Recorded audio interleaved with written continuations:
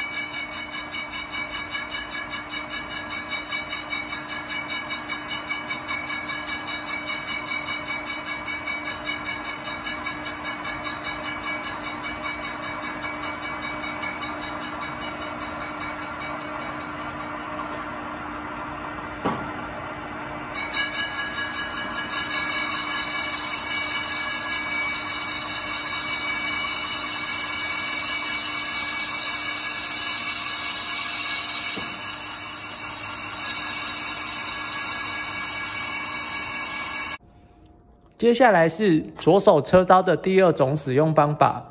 为了要确保刹车盘的平面是有平行的，所以我们就不将刹车盘拆卸下来，因为拆卸下来再安装上去就会有误差出现，所以我们就直接使用左手车刀再车另外一个平面。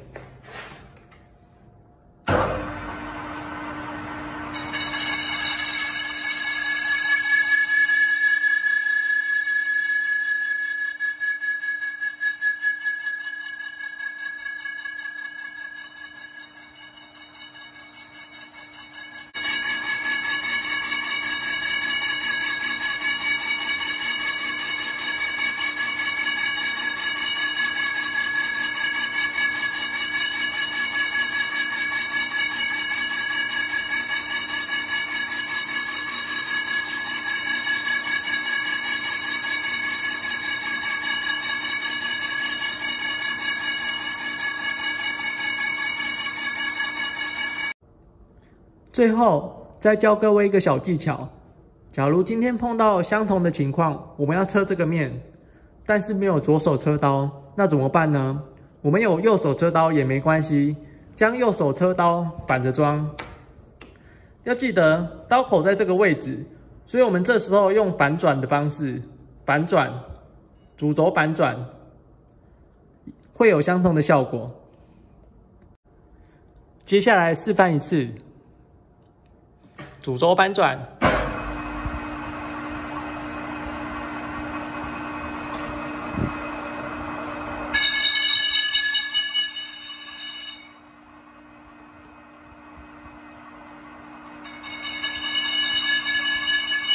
这样子也是可以车的。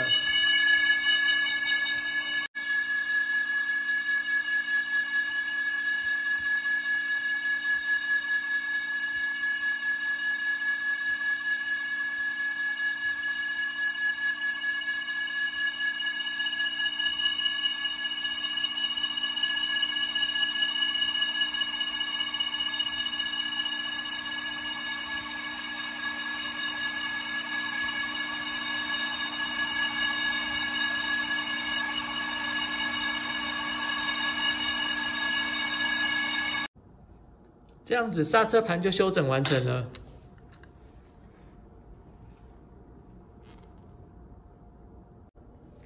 今天的影片就到这边结束了，谢谢各位收看。